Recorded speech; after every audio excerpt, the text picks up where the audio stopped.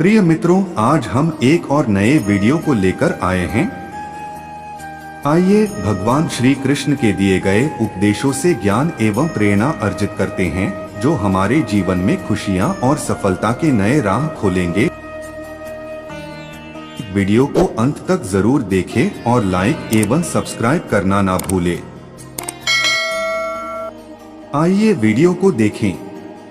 कर्म का सिद्धांत। कर्म का अर्थ। कर्म का सिद्धांत अत्यंत कठोर है।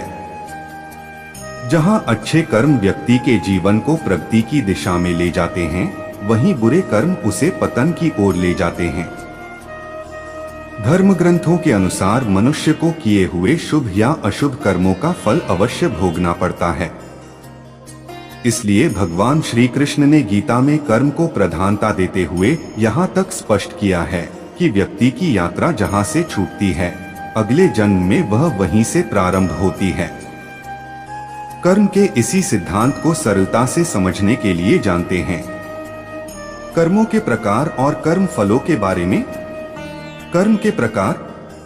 कर्म तीन तरह के होते हैं: क्रियमाण, संचित और प्रारब्ध। अभी वर्तमान में जो कर्म किए जाते हैं वे क्रियमाण कर्म कहलाते हैं। कर्म क्या है? कर्म एक संस्कृत शब्द है जिसका अर्थ है क्रिया या कार्य। हिंदी में कर्म का अनुवाद देवरी या काम भी हो सकता है। विभिन्न धर्मशास्त्रों और फिलॉसफियों में कर्म के अर्थ और महत्व को अलग अलग रूपों में समझाया जाता है।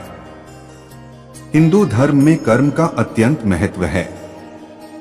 यहाँ कहा जाता है कि जीवात्मा अपने कर्मों के अनुसार भविष्य में फल प्राप्त करता है। यदि किसी व्यक्ति ने अच्छे कर्म किए हैं तो उसे सुख और समृद्धि का फल मिलता है। वहीं बुरे कर्म करने वाले को दुख और पीड़ा का फल भुगतना पड़ता है। हिंदू धर्म में कर्म को भगवान के सामान्य यज्ञ के रूप में भी प्रस्तुत किया जाता है, जिसमें समर्थी और अल्पज्ञ दोनों लोग भाग लेते हैं। बौद्ध धर्म में कर्म का भी महत्व है। यहाँ भी कहा जाता है कि व्यक्ति अपने कर्मों के अनुसार अपने भविष्य को निर्माण करता है। यह बुद्ध ने निष्काम कर्म का बहुत महत्व दिया था। जैन धर्म में भी कर्म का बड़ा महत्व है। यहाँ कहा जाता है कि जीवात्मा के कर्मों के फलस्वरूप वह संसार में बंधता है। जैन धर्म में निष्काम कर्म और आत्मानुशासन का जिक्र किया जाता है। संचित कर्म वर्तमान से पहले इस जन्म में किए हुए अथवा पहले के अनेक मनुष्य जन्मों में किए हुए जो कर्म संग्रहित हैं, वे संचित कर्म कहलाते हैं। प्रारब्ध कर्म संचित में से जो कर्म फल देने के लिए प्रस्तुत हो गए हैं, अर्थात जन्म, आयु और सुखदायी दुखदायी परिस्थिति के रूप में परिणत होने के लिए सामने आ गए हैं, वे प्रारब्ध कर्म कहलाते हैं। क्रियमाण कर्म। क्रियमाण कर्म दो तरह के होते हैं, शुभ और अशुभ, जो कर्म शास्त्रानुसार विधि विधान से किए जाते हैं, वे शुभ कर्म कहलाते हैं। और काम, क्रोध, लोभ, प्रासक्ति आदि को लेकर जो शास्त्र निषिद्ध कर्म किए जाते हैं, वे अशुभ कर्म कहलाते हैं। शुभ अथवा अशुभ प्रत्येक क्रियमाण कर्म का एक तो फल अंश बनता है और एक संस्कार अंश। ये दोनों भिन्न भिन्न हैं। क्रियमाण कर्म के फल अंश के दो भेद हैं, दृष्ट और अदृष्ट। इनमें से दृष्ट के भी दो भेद होते हैं, तात्कालिक और कालांतरिक। जैसे स्वादिष्ट भोजन करते हुए जो रस आता है, सुख होता है, प्रसन्नता होती है और तृप्ति होती है, यह इष्ट का तात्कालिक फल है। और भोजन के परिणाम में आयु, बल, आरोग्य आदि का बढ़ना, यह दृष्ट का कालांतरिक फल है। ऐसे ही जिसका अधिक मिर्च खाने का स्वभाव है, वह जब अधिक मिर्च वाले पदार्थ खाता है तो उसको प्रसन्नता होती है, सुख होता है और मिर्च की तीक्ष्णता के कारण मुंह में, जीभ में जलन होती है, आंखों से और नाक से पानी निकलता है, सिर से पसीना निकलता है। यह दृष्ट का तात्कालिक फल है। और कुपथ्य के कारण परिणाम में पेट में जलन और रोग, दुहक आदि का होना, यह दृष्ट का कालांतरिक फल है। इसी प्रकार अदृष्ट के भी दो भेद होते हैं, लौकिक और पारलौकिक जीते जी ही फल मिल जाए, इस भाव से यज्ञ, दान, तप, तीर्थ, व्रत, मंत्र जप आदि शुभ कर्मों को विधि विधान से किया जाए और उसका कोई प्रबल प्रतिबंध न हो तो यहाँ ही पुत्र, धन, यश, प्रतिष्ठा आदि अनुकूल की प्राप्ति होना और रोग, निर्धनता आदि प्रतिकूल की निवृत्ति होना, यह अदृष्ट का लौकिक फल है। और मरने के बाद स्वर्ग आदि की प्राप्ति हो जाए, इस भाव से यथार्थ विधि विधान और श्रद्धा विश्वास पूर्वक जो यज्ञ, दान, तप आदि शुभ कर्म किए जाए तो मरने के बाद स्वर्ग आदि लोकों की प्राप्ति होना, यह अरष्ट का पारलौकिक फल है। ऐसे ही डाका डालने, चोरी करने, मनुष्य की हत्या करने आदि अशुभ कर्मों का फल यहाँ ही कैद, जुर्माना, फांसी आदि होना, यह अदृष्ट का लौकिक फल है। घोर पापों के कारण मरने के बाद नरकों में जाना और पशु पक्षी, कीट पतंग आदि बनना, यह अदृष्ट का पारलौकिक फल है।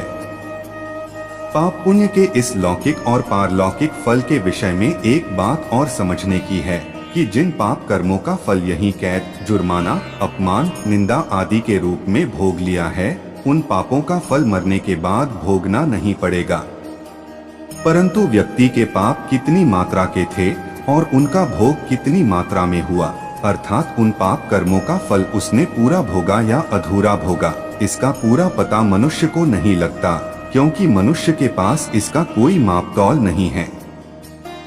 परंतु भगवान को इसका पूरा पता है, अतः उनके कानून के अनुसार उन पापों का फल यहाँ जितने अंश में कम भोगा गया है, उतना इस जन्म में या मरने के बाद भोगना ही पड़ेगा। इस वास्ते मनुष्य को ऐसी शंका नहीं करनी चाहिए कि मेरा पाप तो कम था पर दंड अधिक भोगना पड़ा, अथवा मैंने पाप तो किया नहीं पर दंड मुझे मिल गया।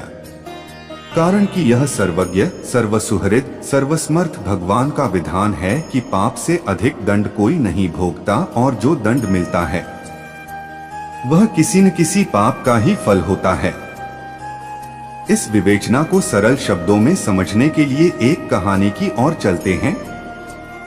कर्म का फल। किसी गांव में एक सज्जन रहते थे। उनके घर के सामने एक सुनार का घर था। सुनार के पास सोना आता रहता था और वह गढ़कर देता रहता था। ऐसे वह पैसे कमाता था। एक दिन उसके पास अधिक सोना जमा हो गया। रात्रि में पहरा लगाने वाले सिपाही को इस बात का पता लग गया। उस पहरेदार ने रात्रि में उस सुनार को मार दिया और जिस बक्से में सोना था उसे उठाकर चल दिया। इसी बीच सामने रहने वाले सज्जन लघुशंका के लिए उठकर बाहर आए। उन्होंने पहरेदार को पकड़ लिया और कहा कि तू इस बक्से को कैसे ले जा रहा है? तो पहरेदार ने कहा, तू चुप रह, हल्ला मत कर, इसमें से कुछ तू ले ले और कुछ मैं ले लूं। सज्जन बोले, मैं कैसे ले लूं? मैं चोर थोड़ा ही हूं। पहरेदार ने कहा, देख तू समझ जा, मेरी बात मान ले, नहीं तो दुख पाएगा। पर वे सज्जन माने नहीं। तब पहरेदार ने बक्सा नीचे रख दिया और उस सज्जन को पकड़कर जोर से सीटी बजा दी। सीटी सुनते ही और जगह पहरा लगाने वाले सिपाही दौड़कर वहां आ गए। उसने सबसे कहा कि यह इस घर से बक्सा लेकर आया है और मैंने इसको पकड़ लिया है। तब सिपाहियों ने घर में घुसकर देखा कि सुनार मरा पड़ा है। उन्होंने उस सज्जन को पकड़ लिया और कानून के हवाले कर दिया। जज के सामने बहस हुई तो उस सज्जन ने कहा कि मैंने नहीं मारा है, उस पहरेदार सिपाही ने मारा है। सब सिपाही आपस में मिले हुए थे। उन्होंने कहा कि नहीं, इसी ने मारा है, हमने खुद रात्रि में इसे पकड़ा है इत्यादि। मुकदमा चला। चलते चलते अंत में उस सज्जन के लिए फांसी का हुक्म हुआ। फांसी का हुक्म होते ही उस सज्जन के मुख से निकला, देखो सरासर अन्याय हो रहा है। भगवान के दरबार में कोई न्याय नहीं। मैंने मारा नहीं, मुझे दंड हो, और जिसने मारा है वह बेदाग छूट जाए, जुर्माना भी नहीं, यह अन्याय है।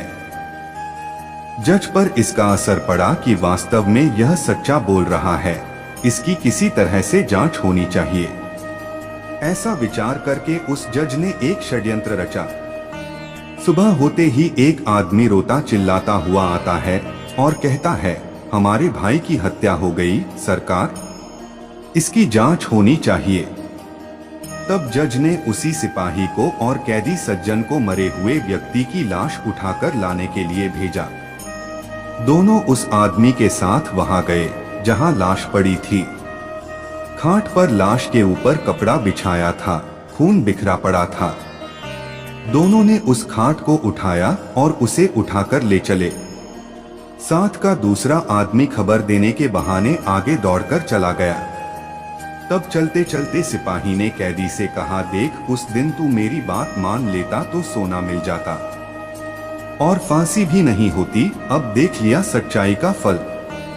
कैदी ने कहा, मैंने तो अपना काम सच्चाई का ही किया था, फांसी हो गई तो हो गई, हत्या की तूने और दंड भोगना पड़ा मेरे को, डोट भगवान के यहाँ न्याय नहीं। खाट पर झूठ मूठ मरे हुए के समान पड़ा हुआ आदमी उन दोनों की बातें सुन रहा था। उसने खाट पर पड़े पड़े उन दोनों की बातें लिख ली कि सिपाही ने यह कहा और कैदी ने यह कहा। जब जज के सामने खाट रखी गई तो खून भरे कपड़े को हटाकर वह उठ खड़ा हुआ और उसने सारी बात जज को बता दी कि रास्ते में सिपाही यह बोला और कैदी यह बोला। यह सुनकर जज को बड़ा आश्चर्य हुआ। सिपाही भी हक्का बक्का रह गया। सिपाही को पकड़कर कैद कर लिया गया, परंतु जज के मन में संतोष नहीं हुआ। उसने कैदी को एकांत में बुलाकर कहा कि इस मामले में तो मैं तुम्हें निर्दोष मानता हूं, पर सच सच बताओ कि इस जन्म में तुमने कोई हत्या की है क्या? वह बोला, बहुत पहले की घटना है। एक दुष्ट था जो छिपकर मेरे घर मेरी स्त्री के पास आया करता था। मैंने अपनी स्त्री को तथा उसको अलग अलग खूब समझाया, पर वह माना नहीं। एक रात वह घर पर था और अचानक मैं आ गया। मेरे को गुस्सा आया हुआ था। मैंने तलवार से उसका गला काट दिया और घर के पीछे जो नदी है उसमें फेंक दिया। इस घटना का किसी को पता नहीं लगा। यह सुनकर जज बोला, तुम्हारे को इस समय फांसी होगी ही। मैंने भी सोचा कि मैंने किसी से घूस नहीं खाई, कभी बेईमानी नहीं की, फिर मेरे हाथ से इसके लिए फांसी का हुक्म लिखा कैसे गया? अब संतोष हुआ, उसी पाप का फल तुम्हें यह भोगना पड़ेगा। सिपाही को अलग फांसी होगी। इस कहानी से यह पता लगता है कि मनुष्य के कब किए हुए पाप का फल कब मिलेगा इसका कुछ पता नहीं। भगवान का विधान विचित्र है। जब तक पुराने पुण्य प्रबल रहते हैं तब तक उग्र पाप का फल भी तत्काल नहीं मिलता। जब तक पुराने पुण्य खत्म होते हैं तब उस पाप की बारी आती है। पाप का फल दंड तो भोगना पड़ेगा ही, चाहे इस जन्म में भोगना पड़े या जन्मांतर में। भगवत गीता के अनुसार पाप कर्मों से मुक्ति का तरीका। भगवत गीता में पाप और पुण्य के विषय में कई बार बात की गई है। गीता के अनुसार पाप कर्मों से मुक्ति प्राप्त करने का तरीका निम्नलिखित है। कर्म योग भगवत गीता में कहा गया है कि कर्मों को त्याग नहीं करना चाहिए, बल्कि निष्काम भाव से कर्म करना चाहिए, यानी कर्मफल की चिंता किए बिना कर्म करना चाहिए। कर्म योगी व्यक्ति अपने कर्मों को भगवान को समर्पित करता है और उन्हें फल की चिंता नहीं होती। इस प्रकार कर्मयोगी अपने कर्मों से आसक्ति को त्याग कर मुक्ति को प्राप्त होता है। भक्ति योग भगवत गीता में भक्ति योग के माध्यम से भगवान के प्रति प्रेम और भक्ति का विकास करने की भी प्रेरणा दी गई है। भक्ति योगी अपने मन, वचन और कर्म से भगवान की उपासना करता है और उसके प्रति समर्पण भाव रखता है। भक्ति योग के माध्यम से व्यक्ति अपने अंतरंग दुखों से मुक्त होता है और भगवान के प्रति आत्मीय संबंध का अनुभव करता है। ज्ञान योग भगवत गीता में ज्ञान योग के माध्यम से ज्ञान का महत्व बताया गया है। ज्ञान योगी व्यक्ति आत्मा के अस्तित्व को समझता है और सच्चे ज्ञान के द्वारा भगवान को प्राप्त करता है। ज्ञान योगी को पापों से मुक्ति मिलती है, क्योंकि जब वह आत्मा को शुद्ध और अविकारी जानता है तो उसके सारे पाप ध्वंस हो जाते हैं। भगवत गीता के अनुसार ये 3 योग, कर्म योग, भक्ति योग और ज्ञान योग एक दूसरे के साथ मिलकर व्यक्ति को आत्मिक शुद्धि और मुक्ति की प्राप्ति में मदद करते हैं। आत्मविकास और धार्मिक उन्नति के लिए भगवत गीता के संदेशों का अनुसरण करना महत्वपूर्ण है। प्रिय मित्रों, उम्मीद है आपको इस वीडियो में श्री कृष्ण के द्वारा बताए गए बातों से जीवन में सफलता की प्राप्ति होगी। ऐसे ही वीडियो को पाने के लिए वीडियो को लाइक करें और चैनल को अवश्य सब्सक्राइब करें। धन्यवाद।